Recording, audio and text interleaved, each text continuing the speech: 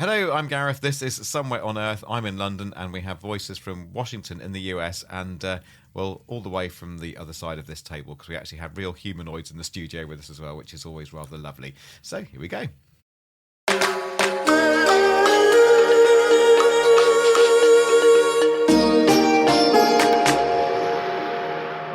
And with us for a bit of expertise. I don't know why I said that so hesitantly. I think I was just in awe of you, Peter Guest, coming along here to be my friend today. How are things? I think I'm sort of doubly offended at, first of all, being referred to as a humanoid and then by that. But otherwise, pretty good. How are you? All right, good. I've started being annoying right from the beginning. Yeah, I'm all right. It's a bit of a weird one, though. I turned up for a meeting today, Peter, a week early. Have you ever done that?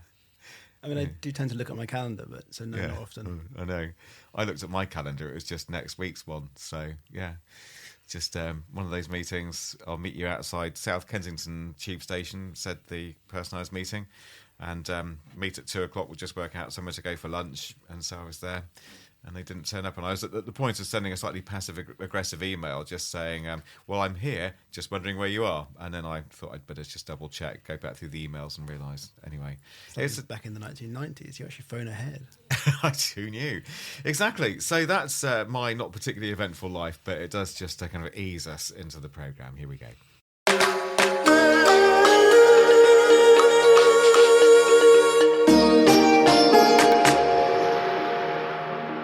And coming up today, we're talking about tuberculosis and neurodegenerative diseases today. And yeah, look, I know, we're not a health podcast, but there are some fascinating tech angles behind these disorders. In TB, for instance, can machine learning help doctors screen for the disease just from the way that people cough? Well, the answer is yes, otherwise we wouldn't be doing the story. And also, could simply changing your banking app help to fund research into neurodegenerative disease? Well, what do you think? It's all right here on the Somewhere on Earth podcast.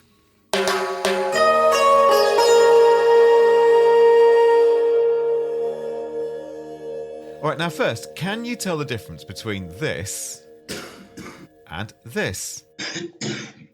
Yes, well, of course, they're both recordings of people coughing, and they sound pretty similar, but they're actually different. And it turns out they're different in a pretty important way. One of these people has TB, and the other doesn't. Now, not even the most experienced doctors can tell the difference just by listening, but a machine learning algorithm can, and with decent accuracy, we're told, the work could lead to AI screening for TB based on sound. Those coughs were recorded at the Kenya Medical Research Institute, or KEMRI, in Nairobi. And the recordings have formed a big data set for this research, and conducting the study was Manuja Sharma. She was at the University of Washington in the USA when she did this research. One of the theory is that bacteria that causes TB attacks the lungs tissue, and damage of those tissues causes change in how the cough sound is produced. So because there's a change in the source, that can show up as a change in the frequency domain. Now, when we are listening to coughs, we are just listening to the sound. We are not able to identify that, oh, this is a low frequency sound, or we can't specifically identify the frequency, like our ears are not adapted to that. So it's very difficult for a clinician to listen to a cough and say, oh, this is a TB cough, or this is a COVID-19 cough. Right. But and so just to be clear then, so by frequency domain, you just mean the tonal range of the cough, a bit like a violin has a different frequency domain from a cello. Yes, but it's a combination of different frequencies that's in the sound. Right, okay. So, yeah, it's the composition of the sounds in terms of the frequencies. Okay. And so this is where things have become rather tricky clinically then for a doctor to be able to discern just with their ears differences in frequency domain, the tonal qualities, as it were, between coughs. So what got you thinking about machine learning possibly? So it was the size of the data. So what we did was we captured coughs, and the cough was converted into frequency domain.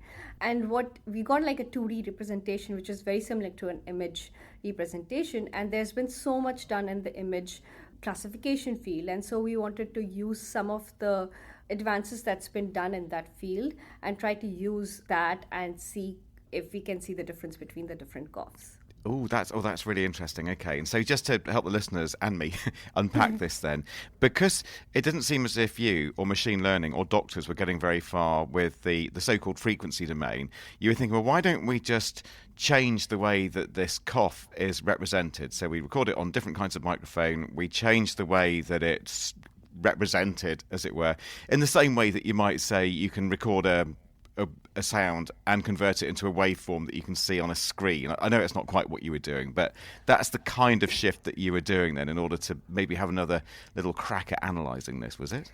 Yeah, so this is exactly what we are doing with the machine learning. Rather than a human going through all the coughs that's been recorded and seeing the difference between a TB and a non-TB and manually going through it, let a model do that. Let the model see if there is some minuscule difference between that representation of a cough that's from a TB subject compared to a non-TB subject. And the reason being that we did not know where the difference is. The hypothesis is that the sound changes, but we didn't know where it changes. And so it is a vast data set to go and manually look or use traditional tools to see if there is a difference. And so just to clarify, when you talk about a large data set, then what is this data set? So we collected the cough data set at Kenya Medical Research Institute, where patients who had tuberculosis, as well as patients who were coughing due to some other respiratory health issues, were asked to sit in a room for 2 hours, and their entire audio was recorded where they were naturally coughing. And we used different microphones to do the recording, high quality microphones that's used for podcast recordings, or smartphone microphones, as well as conference microphones that's used for video calling or meetings. So we collected around 33,000 coughs, and all of that was manually labeled and cleaned, and ensuring that we have clean coughs with minimum background noise, both from the TB subjects as well as the control group that we had recorded. And all of that data set has been actually made public for researchers to go and try their hand and to see if they can come up with better algorithms to help solve this issue. But presumably you needed training data based on people who didn't have TB, was it? So how did you do the control group versus the experimental group? So we collected data from both TB subjects and non-TB subjects. And non-TB subjects were subjects who were coughing naturally, but because of flu or asthma or any other respiratory health issues. And so that gave us a data set with two classes, essentially, right? One is TB and the other is non-TB.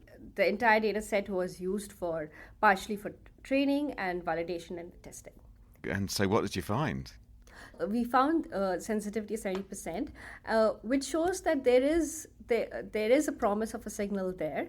Then the other finding we saw that the coughs that were collected using smartphones performed the best compared to other microphones, which was very interesting and also enables us to develop the low-cost cough recording, cough screening tool that we want to.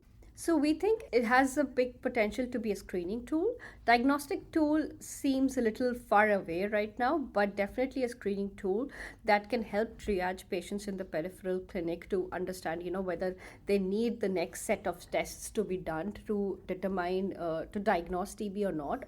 Also, we think not just the individual level screening, it can also help in identifying clusters of TB infection, TB patients in an area. For example, if the app is on everyone's phone in an area and we find that cough signatures coming from this area look like TB, then that can help identify the hotspots, TB hotspots. That's Manuja Sharma. So, Pete Guest, definitely a sort of good news story coming out from AI there, and that audio analysis, and smartphone microphones came out of it very well too. But fascinating interview. What did you make of it? Yeah, no, it doesn't feel like it was very long ago that we were talking at quite a lot of length about the dangers of AI. But this seems like it's the flip side, right? This is the socially beneficial use case that we've been waiting for. I mean, not just the accuracy, which is, if proven, gives doctors everywhere any tools to diagnose or at least to screen, as Dr. Sharma said. Something which previously you'd need a big investment in machinery and equipment and training. But I think what's more interesting for me is the ability to roll out those tools to people who otherwise wouldn't get access to diagnosis. We mentioned smartphones. Now, the potential to use a ubiquitous device like a mobile phone to record sounds and to reach people who wouldn't be able to access healthcare, wouldn't be able to access doctors. Particularly in places like sub-Saharan Africa, South Asia, where TB is a huge problem, huge impact on health, livelihoods, the economies. Yeah, that's enormous. And again, just finally as well, mentioning that we've all just lived through a outbreak of a respiratory disease, and understanding the kind of public health benefits of being able to map and track and understand things as they evolve. I mean, that's potentially massive as well, isn't it? Very powerful indeed. Yeah, absolutely. Peter, thank you very much. Peter Guest here in the studio, who will also have, I'm sure, lots to say about this next item. And it's a banking platform that looks and feels like your everyday money app, but it's doing something rather different. It's helping fund scientific research into the likes of climate and healthcare, and indeed research into neurodegenerative diseases, as we're about to hear. Now, it's called Science Card, and CEO and founder Daniel Bereswil joins us. Welcome to Somewhere on Earth, Daniel. Hello. I hope it's going well for you. So, what is Science Card? Science Card is an e-money current account, which you can use for receiving payments. So you get a sort code, account number, you get a MasterCard, you can pay anywhere. But it has a very nuanced difference to other bank accounts. It is actually designed to have genuine impact. So it enables people to have a genuine meaning to the money. It drives access innovation. And then secondly, there is within the app, you have access to a dashboard where you can where you see how all the account, so the company and the crowd is sponsoring scientific research. Okay, right. So you have a menu of different scientific research projects, and you can say, I want the good that comes out of this app to pay for like this project here, and you go and click on it. Exactly. Right, exactly. Okay. And like how does that come about? Like, where does the money come from in order to pay for or contribute to these different projects? So each individual customer has the ability to donate to those projects. She or he can round up on every purchase. So you spend 95 cents, you can set the mechanism that 5 cents will go into that research project and so on. Or if you particularly like that project and you would like to enhance the progression of that, you can contribute higher tickets. There's not really a limit. Obviously there will be, but you can contribute 50, 100, even £1,000 or above. Right, so it could be in like just individual payments, just literally just click on something or you select something and then that puts, say, your chosen amount in. Or can you even do it proportionately? Could you say every month when I get paid I want 5% of my salary or whatever to go into it? It's not an option to a percentage of your salary, but it's an option to set up a reoccurring monthly payment. Sure, okay. So people can work out for themselves what they want to do. So what kind of research projects are involved? So we support 3 areas at the moment. It's climate change research and healthcare research and quantum computing research. The first 2 that are on the platform are in healthcare. The first one is a project looking for a cure for cervical cancer, discovering the potential of fig latex, a fruit from the Middle East. And then the second project is the project we have here with the guest Emad, which is a project to find a better therapeutic method for neurodegenerative diseases. All right, we've queued us up beautifully to meet Emad, who is working with you. So not actually at Science Card, but at University College London. So this is Emad Moen Endabari, who is Professor of Cell Mechanics and Mechanobiology at UCL. And you're researching neurodegenerative diseases. So we'll hear a little bit about how you're getting some of your funding from Science Card. But first of all, what kind of research are you doing? My background is engineering, and we are trying to create engineering tools to study diseases, but also to find therapeutics. And in the context of body and neuroscience is very, very difficult because brain and spinal cord in human are not accessible easily. And it's very, very difficult to test therapeutics on this kind of like diseases related to this part of body. So I'm affiliated to mechanical engineering department, and by background I'm mechanical engineering. But then over the last 10 to 12 years, I switched my direction of my research to biology. And one of the teams that I'm currently working on is brain and brain research, basically. Yeah, all right. So I was just wondering what the link is between mechanical engineering and neurodegenerative disease. And so you're saying in this case it's getting access to very sensitive parts of the body, like the spinal cord, for instance, so then that, to then progress the research itself. So the trick here is like we are developing models that mimicking your brain and spinal cord. And then the problem at the moment in the research is the model that normal neuroscientists are working are far away from the real body composition and physiological function. So we are developing this model, we call it organs on a chip technologies, that you can replicate the interaction of cells, particularly neurons and other cells in the brain and spinal cord in these models. And we are engineering basically these construct, these assays, to be able to study diseases and also testing drugs. So we are basically using engineering approach to create the real environment that the cells are sensing and experiencing in the body. Right, so it's not in the body, that's the point. It's then. outside, yes. So it's on a chip. Yes, on a chip. So it's in it's, silico. So it's they call it like in vitro assays. These are like kind of like more advanced version of conventional in vitro assays that has been developed previously for years. So as I said, like conventional in vitro assays are like been developed over like 50, 100 years, but they are not replicating the real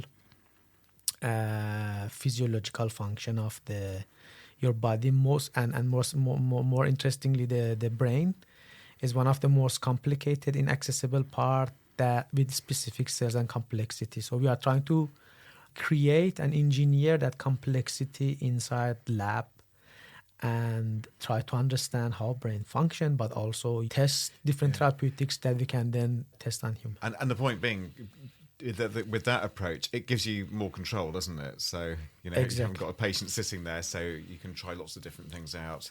And as you say, take an engineering approach. So how did you get involved and how did your funding start coming from these guys over at Science Card?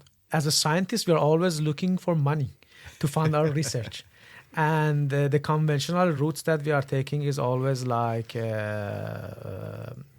research grants from governmental funding bodies, charities. And normally this is like something that is known and like it is a very, very lengthy process, super competitive, and sometimes it's very, very basic research. There's not much commercialization involved and translational involved, and we are always looking for money. And then I heard about Science Card because like Daniel used to be the same department working on basically. Oh, how handy that a former colleague goes away and comes up with a platform that helps to pay for science. Yes. So it happened that that worked out well. It happened that we were like working together years ago, and then I don't know how I heard about it. I think we are very, very well connected in the research space in the UK. Myself, I did PhD at UCL. My co-founders both did PhD, and we know the struggles and the pain of the scientists and the importance of the work and how it's actually could benefit a lot from more funding. We all would benefit. Our life would be very different. All right. And so we reach out, and then there's networking and talking, and we meet. That's how it goes. Absolutely. So Peter, then this is all very interesting. It's like a combination, it seems to be, of fintech, crowdfunding, scientific research. I've certainly never heard of anything like this before. No, I mean, I think Daniel's could have put the point quite well there, the struggles of this. And I think there's a slight of tragedy that scientists are spending their time looking for money. I think this is definitely innovative. It's interesting to me. I'm clearly going to be biased on this point, but the idea that science is a public good, that it is something that should be funded by the public, owned in some senses by the public. I think it's powerful. I might turn it back around on you, Gareth, though. I understand you have some interest in the subject. I mean, do you think that science is good enough at communicating its role as a public good? Oh, gosh, science is... Look, I mean, science, of course, it is a public good. And public funding for science, it depends where you are in the world, I'm sure, but certainly in the UK, it is challenged and becoming increasingly challenged. And without taking this too far away from the tech, but, we had a change of government in 2010, and that led to quite a dip in the science budget. And there was a great big campaign. People were on the streets shouting outside the Treasury in London, calling for more funding for science. So one might even say, Daniel, I'll let you come back in on this in a second. isn't it a shame that we even need you to be here, that there aren't funding streams from elsewhere, maybe more centrally? So I'd have that. But also to you, Emad, in my university where I work, I managed to get a little bit of money to help some students with a scholarship. And it was very difficult to get the university to accept that money, and for very good reasons, because the university has a whole anti-fraud, anti-money laundering, you name it. And the number of bars that need to be crossed in order for an organisation to be able to give the university money is quite a thing. So the question to you then, how were you able to convince your research institution that it was okay to take this? Not at all. It took us over 1 year, nearly 2 years, to make this contract with university to happen. And as you rightly mentioned, fraud and lots of other issues, including IP, the background of company. So usually, like research institutions like UCL, of course, they are so super sensitive. The money is where it's coming from, and there were lots of checks. But also, because this was a new scheme, nobody was familiar what kind of contract it should be. And to me as a scientist, of course, I want to get the money. I don't care much where the money comes from, but to UCL and government, it's important to know where the money comes from and why. Okay, the money comes to my lab. A lot of forms to fill in before they could accept your money then, Daniel. So maybe I can add here, because I think this is a very interesting point. So on our end, we want to make life easier for money to reach science. And so we KYC the people. We screen for money laundering, sanction list, adverse media. So we make really sure for the university that the money is clean and it can be accepted with an instant. So we know of many cases where people actually wanted to give back to the university a big sum of money. And then they stopped the process because they were tired after 16 months of trying. So with the Science Card app, if somebody's out there and would like to sponsor science at their home university, you can do it within 5 minutes now. That's the advancement in technology that we are providing, and fusing fintech with science together, optimizing this flow of funds. This is very, very important because also, like, let's say as an individual, I cannot go to UCL and donate, let's say, £100 for a research. There's no such mechanism at all. You need to either go to these charities or it's going to be lengthy process, complicated. So from £100, let's say, to £100 million pound, is so complicated to donate for research, going to this institution. So I think this kind of science card mechanism that they are taking care of the part that is like, where does this money come from? Who is this individual? And what's coming is gonna make it clear and super fast for universities and other research institutions to access the money. Yeah, but I was wondering, Daniel, couldn't people then, if they care so much about funding scientific research, it's very easy just to go and put some money in a tin shaken outside a shop by, somebody raising money for a research charity, for instance, or even writing them a check, if people write checks these days in the UK. Do we really need the app if you care so much about funding science? Yes. So it's a great question. Obviously, there are charities out there, and they're very specific.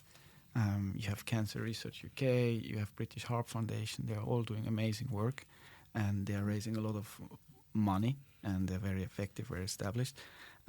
What we offer is a much broader science reach: climate change research, quantum computing research, healthcare, and that's just the beginning.